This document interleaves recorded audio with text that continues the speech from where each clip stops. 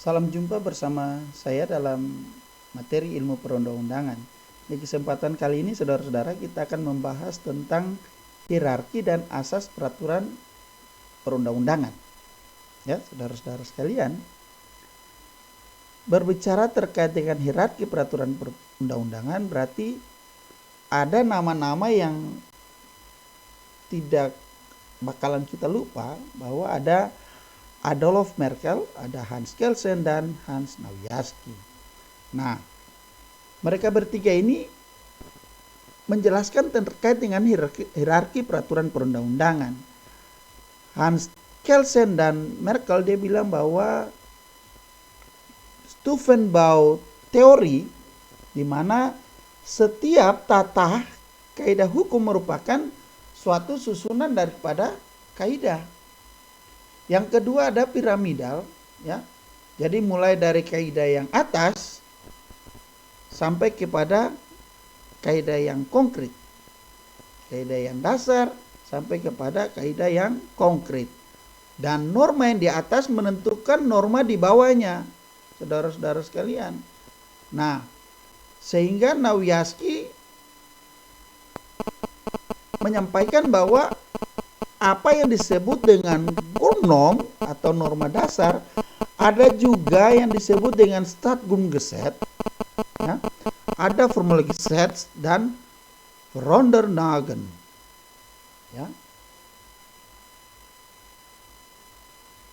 Norma dasar, aturan dasar negara, aturan formal atau undang-undang, dan peraturan pelaksana di bawah undang-undang.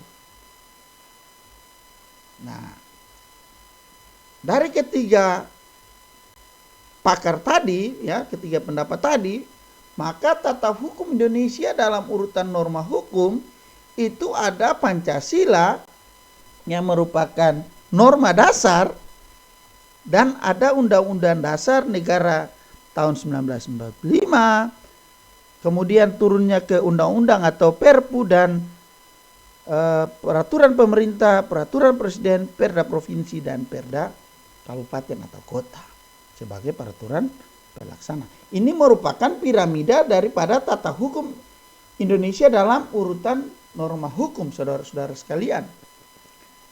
Nah, bila kita lihat pada tabel yang ditampilkan, maka berdasarkan TAP MPRS itu, sumber dari segala sumber hukum negara itu ada Pancasila, ada Proklamasi 17 Agustus 1945, ada Dekret Presiden tanggal 5 1959, ada Supersemar, ya.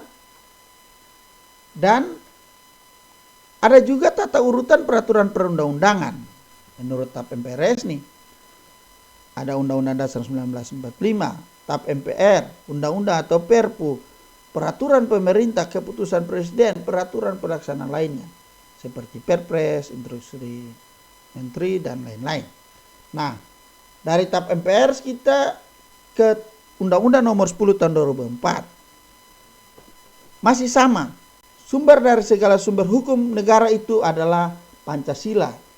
Ya. Begitu juga dengan pada Undang-Undang Nomor 12 Tahun 2011.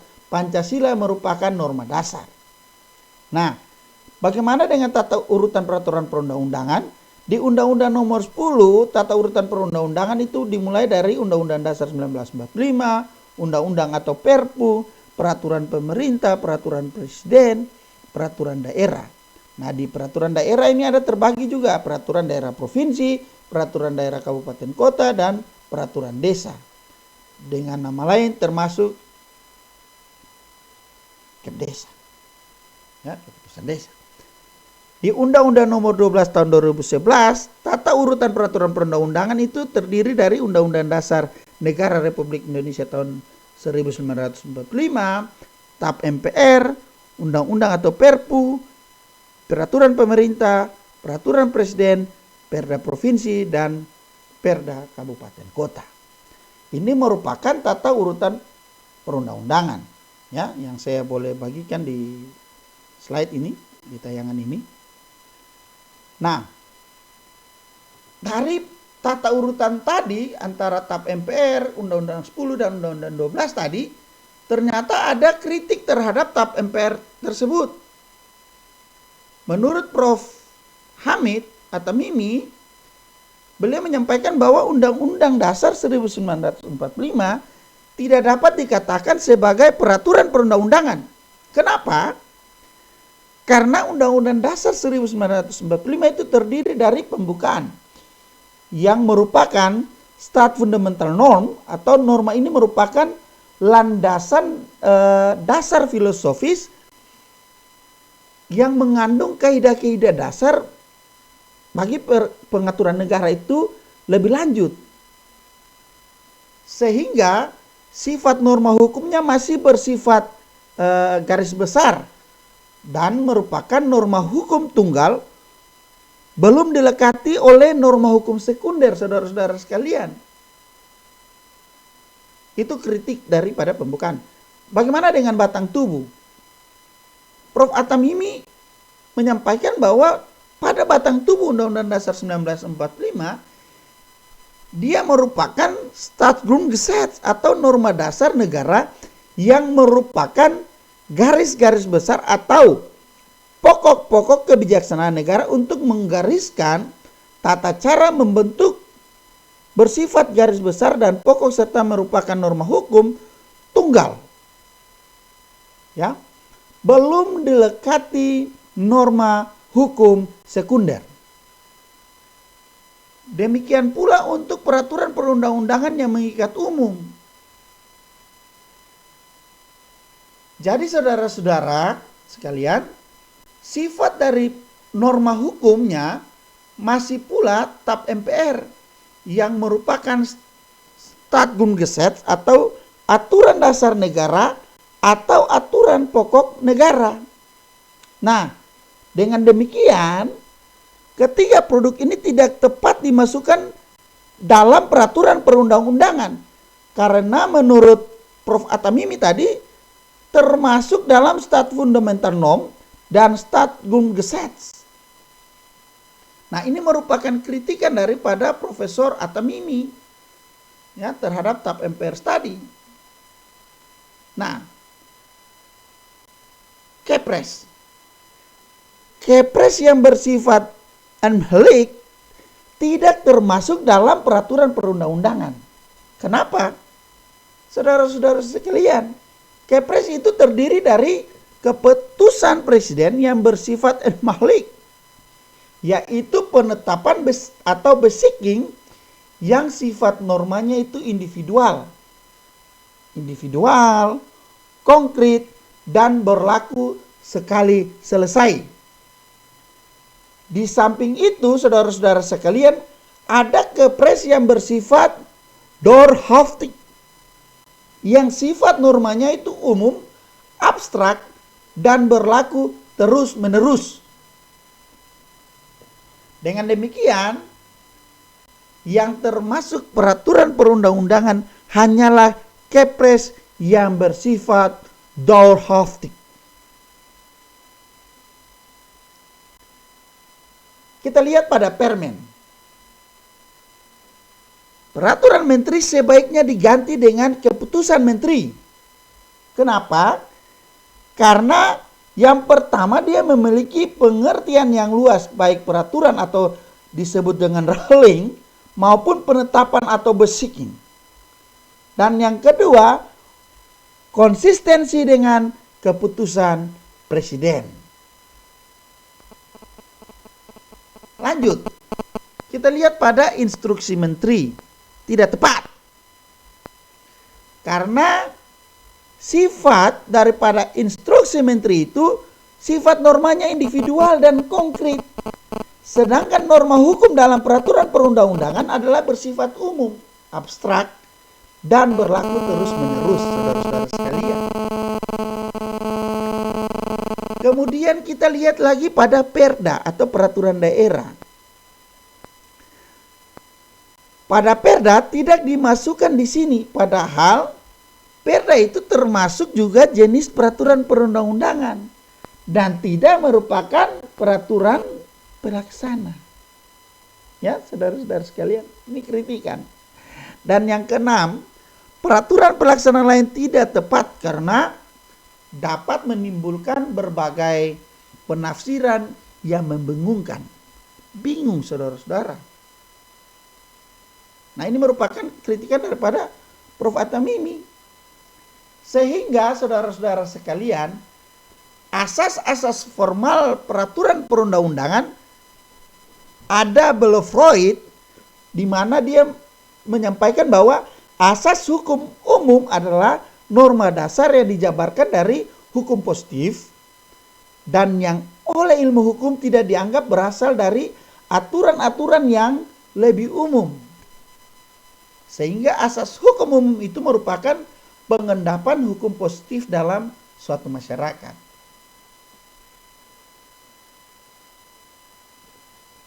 Ada pendapat dari Van Erckemahomes. Beliau menyampaikan bahwa asas hukum itu tidak boleh dianggap sebagai norma-norma hukum yang konkret. Akan tetapi perlu dipandang sebagai dasar-dasar umum atau petunjuk-petunjuk bagi hukum yang berlaku, saudara-saudara sekalian. Nah, pembentukan hukum praktis perlu berorientasi pada asas-asas hukum tersebut. Dengan kata lain, asas hukum adalah dasar-dasar atau petunjuk arah dalam pembentukan hukum positif itu. Ya, saudara-saudara sekalian.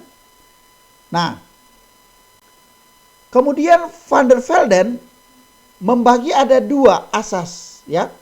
Asas hukum adalah tipe putusan tertentu yang dapat digunakan sebagai tolak ukur untuk menilai situasi atau digunakan sebagai pedoman berperilaku, dan ada asas hukum didasarkan atas satu nilai atau lebih yang menentukan situasi yang bisa dikatakan bernilai yang harus direalisasi, ya.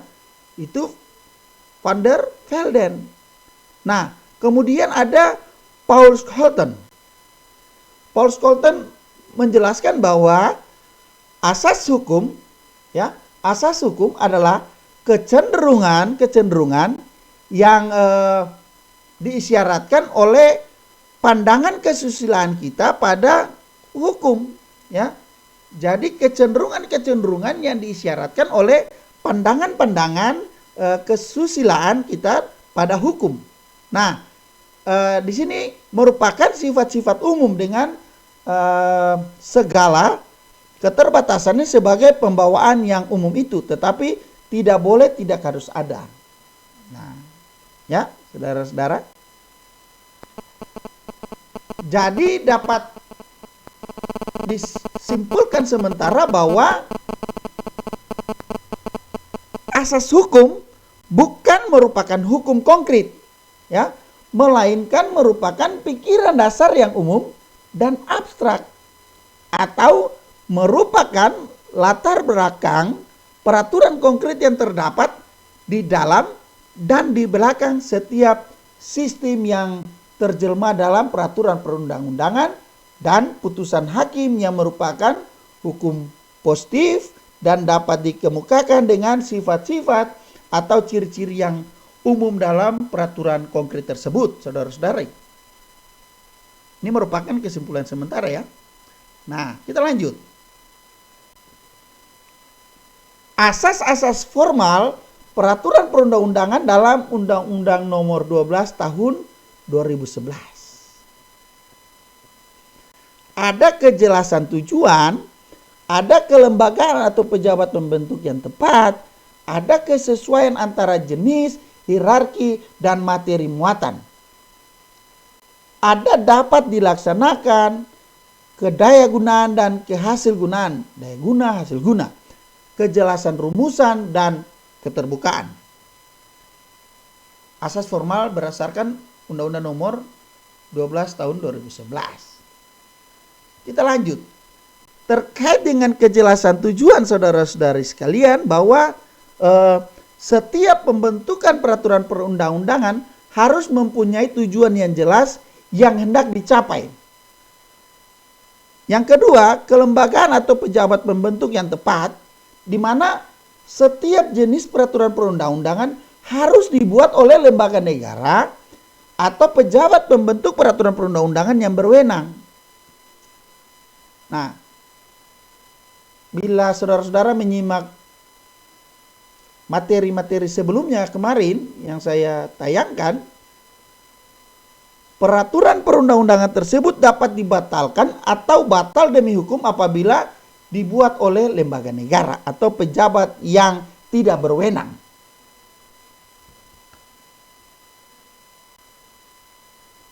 Yang berikut, kesesuaian antara jenis, hierarki, bahkan materi muatan. Jadi dalam saudara-saudara sekalian, jadi dalam pembentukan peraturan perundang-undangan harus benar-benar saudara-saudara itu memperhatikan materi muatan yang tepat sesuai dengan jenis atau hierarki peraturan perundang-undangan. Jadi misalkan contoh berbicara terkait dengan materi muatan Undang-Undang Dasar 1945. Kira-kira materi muatan daripada Undang-Undang Dasar 1945 itu berisi apa saja? Ya, saudara-saudara. Nah, kita lewat. Kemudian dapat dilaksanakan. Jadi dapat dilaksanakan di sini itu setiap, ya, saudara-saudara, setiap pembentukan peraturan perundang-undangan harus memperhitungkan efektivitas peraturan perundang-undangan tersebut di dalam masyarakat, baik secara filosofis, sosiologis maupun yuridis. Jadi kira-kira peraturan perundang-undangan ini nanti dia dapat dilaksanakan secara efektif oleh masyarakat atau tidak? Bila kita lihat dari segi filosofisnya, dari segi dasar Pancasila, bahkan undang-undang dasarnya itu seperti apa, ya, kemudian sosiologis maupun yuridisnya seperti apa nanti. Nah, itu sehingga dapat dilaksanakan. Yang berikut saudara-saudara sekalian, kedayagunaan dan kehasilgunaan. Jadi berbicara terkait dengan daya guna bahkan berhasil guna ini, saudara-saudara sekalian, setiap peraturan perundang-undangan itu karena memang benar-benar dibutuhkan dan bermanfaat dalam mengatur kehidupan bermasyarakat, berbangsa, dan bernegara, sehingga dia betul-betul harus berdaya guna dan berhasil guna. Kemudian ada kejelasan terkait dengan rumusan.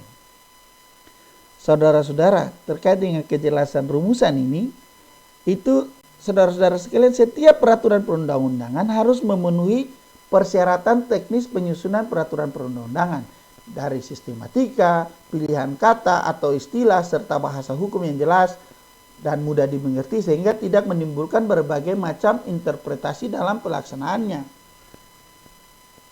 Jadi ambil contoh saja, mulai dari rumusan pembentukan peraturan perundang-undangan atau rancangan peraturan perundang-undangan, mulai dari taraf yang terkecil, naskah akademik saja. Bapak Ibu, dalam penyusunan naskah akademik itu Bapak Ibu harus memiliki sistematika yang jelas. Lalu bahasa atau kata-kata yang Bapak Ibu sampaikan itu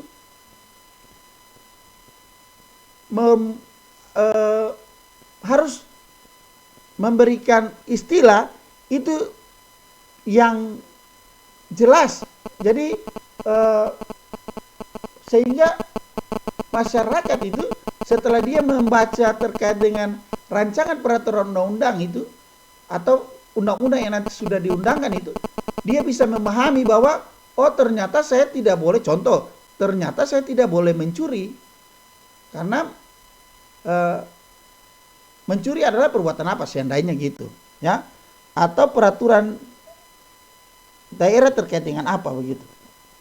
Intinya bahwa pilihan kata atau istilah serta bahasa hukum yang jelas dan mudah dimengerti sehingga masyarakat itu tidak bingung, ya, tidak bingung terhadap berbagai macam interpretasi dalam pelaksanaannya.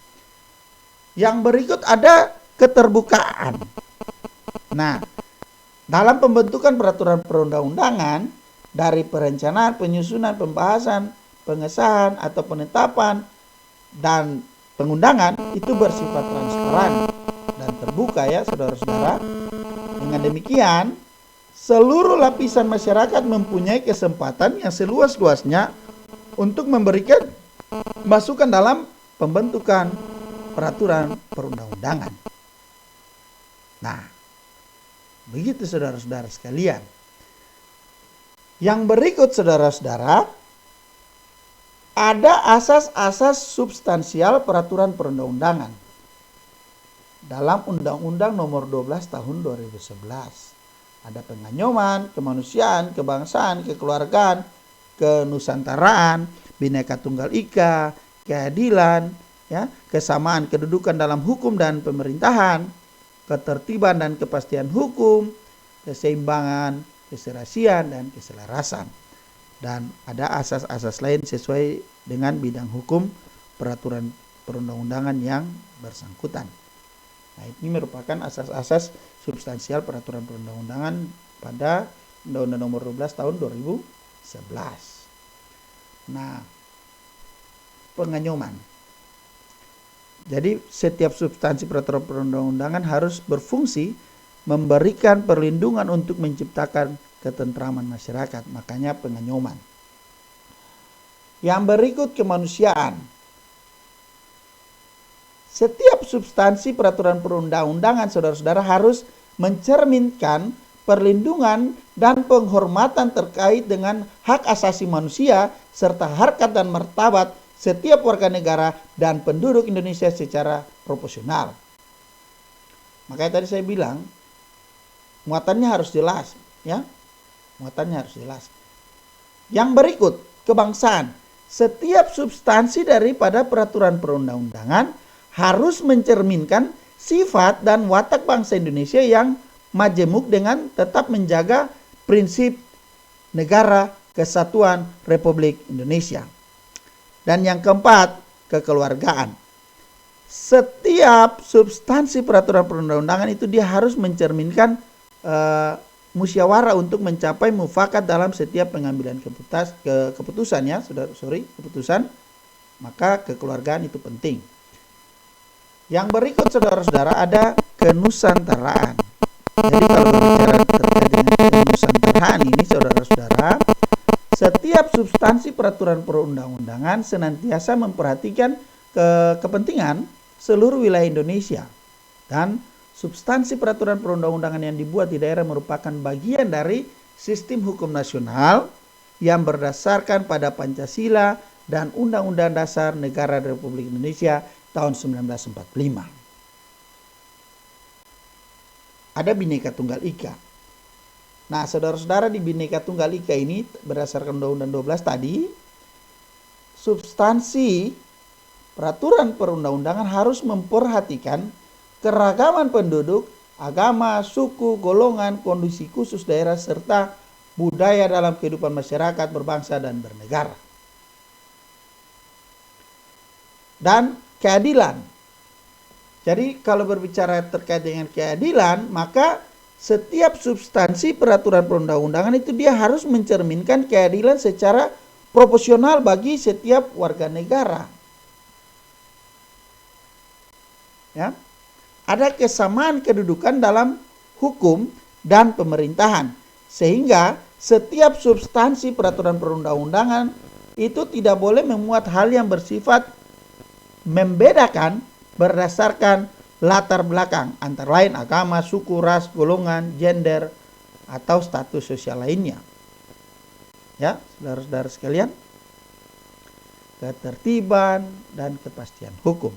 Berkaitan dengan ketertiban dan kepastian hukum ini, saudara-saudara, jadi kalau saudara-saudara nanti setiap substansi dalam peraturan perundang-undangan itu, saudara-saudara harus dapat mewujudkan ketertiban dalam masyarakat melalui jaminan kepastian hukum. Nah, dari ketertiban dan kepastian hukum itu ada keseimbangan, keserasian, dan keselarasan.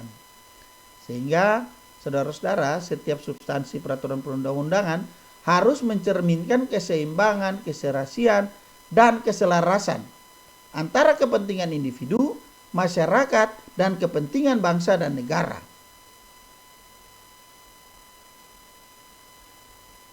Dan yang terakhir, asas lain sesuai dengan bidang hukum peraturan perundang-undangan yang bersangkutan. Ada dua. Dalam hukum pidana misalnya asas legalitas, ya saudara-saudara, ada asas legalitas.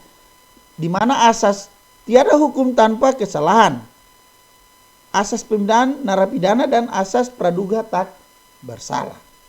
Dan yang kedua, dalam hukum perdata misalnya dalam hukum perjanjian antara lain asas kesepakatan, kebebasan berkontrak, dan itikat baik. Sekian dan terima kasih. Semoga materi yang disampaikan di kesempatan kali ini terkait dengan hierarki boleh bermanfaat. Salam jumpa di materi-materi ilmu perundang-undangan berikutnya.